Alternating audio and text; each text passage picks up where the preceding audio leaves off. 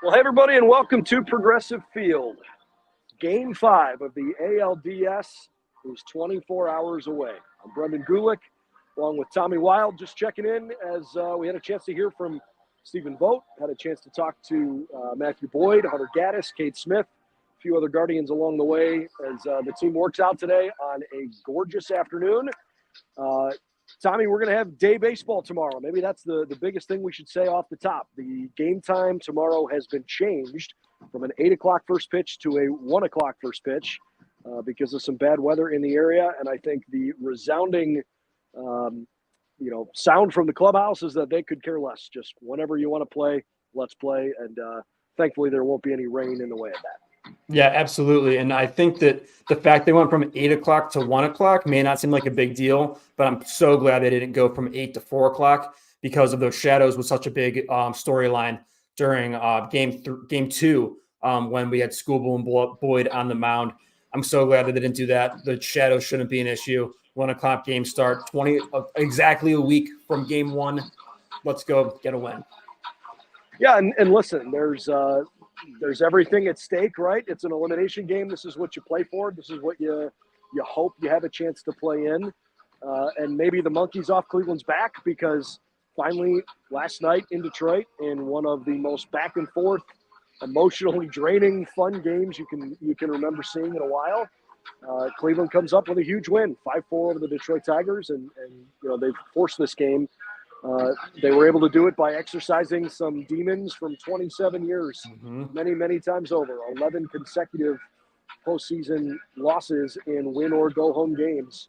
But this team found a way to do it, and they even had to come back to do it. David Fry was obviously the hero last night. And I think he made his manager look like a genius yesterday after 2 days ago. Everybody said Stephen Vogt didn't know how to manage his pinch hitters. Yeah, and I think that going off of that home run from Fry was huge because you have to assume that with Skubal on the mound, he'll be in that 2-hole tomorrow for that in the starting lineup. So hopefully carry that momentum. And obviously he went home run and then his suicide squeeze bunt to score another run as well. So he's locked in at the plate. He's seeing the ball well right now, and we hope that carries over into game 5 here as well. What do you want to see tomorrow from Matthew Boyd as he takes the ball? I want to see Matthew Boyd do exactly what he did in game 2.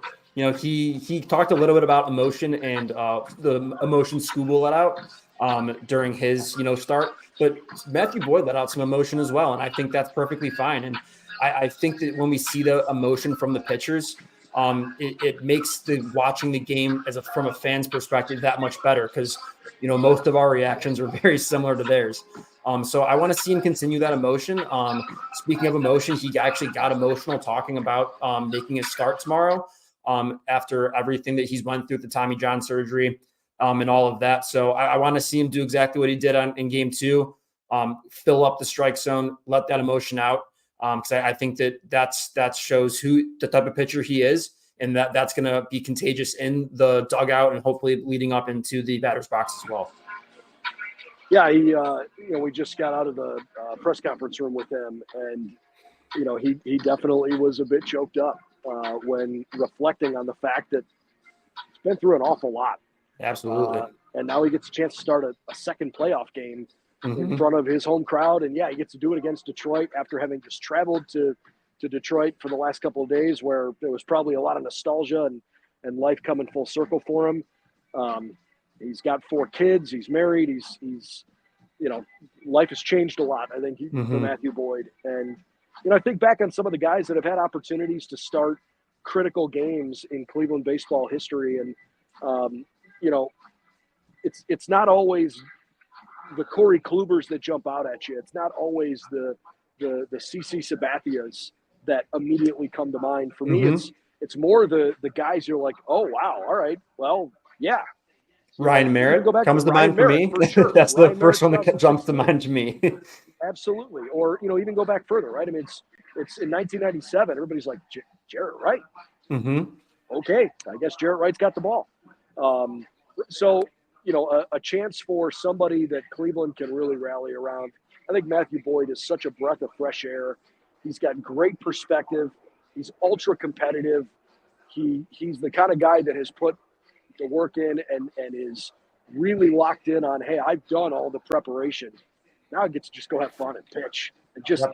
give it the best I got. And I think that there's an element of Cleveland fans really love and appreciate that.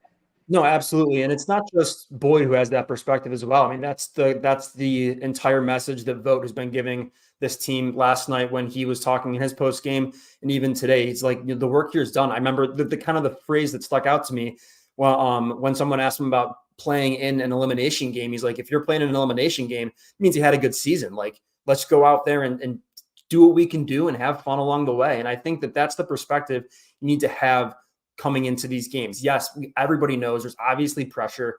Obviously, it's a win or go home situation. But at the end of the day, it's baseball. And it's a fun sport, and these guys have fun playing it. And that's also something that Vogt got emotional talking about, just a couple of weeks back as well.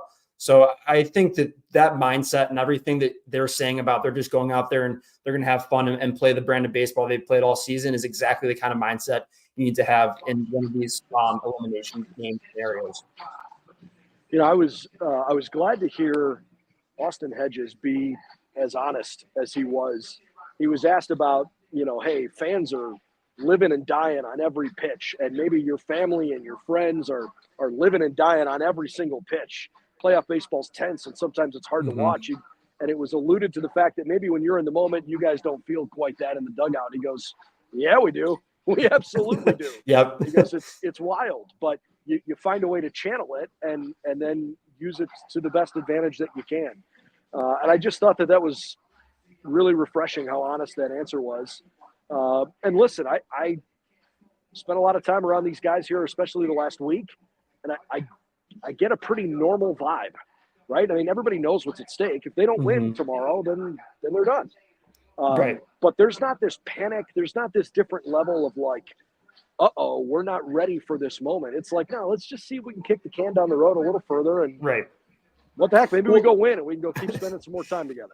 Yeah, and I think that does go to, back in the spring, back in April, the Vogt and the entire team are talking about how they're taking each game as like a playoff approach, like win today, win today, win today.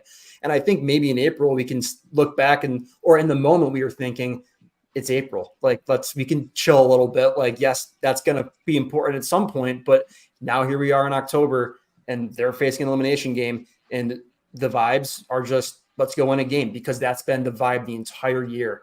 And I think that that's so underrated when we're talking about these elimination games, because it's the mindset that they've had since day one. And that seems like such like a cliche thing to say back in the spring, but here we are. It's October, and that's the mindset that they've used to get here. And why would you change it now? Had a chance to talk to Rajai Davis here before we got started, and fun to relive. Obviously, maybe the most exciting home run in franchise history, certainly on the list. And asked him about his approach if he were facing someone like Clase or someone like Skubal, who has just such heat. And it was interesting to hear his perspective on the way that you would train for something like that, where, if you're training against 120 miles an hour in the cage, then 101 suddenly looks slow. And that obviously worked out well for him. I'm sure the Guardians have, the preparations that they want to get ready for a guy like Skubal. But, I mean, Tarik's the real deal, man, and they got their hands full tomorrow. They're going to face a guy who is probably going to win the Cy Young. I have a hard time thinking that someone else is going to win it. Not that there aren't others worthy of consideration, but he's had an incredible year. He won the pitching Triple Crown, and he's got the demeanor. He's got the attitude. His stuff is electric. He's a full-blown, bona fide ace. You want to win a World Series, you want to win in the playoffs, you're going to have to beat guys like that. And over the years, Cleveland's done that a few times, and they're going to have an opportunity on Saturday afternoon to add a really impressive game if they're going to pull this off. Yeah, absolutely. And just kind of thinking back on Skubal's last start, I felt like the Guardians are so aggressive against him. I'm curious to see if that game plan is going to look a little bit different, because you need to get Skubal out of the game. You need to get to that bullpen. So are you going to go up there swinging at the first pitch that looks good, or are you going to try to take a few? Personally, I think that they should be a little bit more patient than they were in game 2, because look, I don't care if your first 3 batters are Kwan, Fry, and Ramirez, and they all strike out. If Skubal has pitched more than 20 pitches in the first inning, that is a win.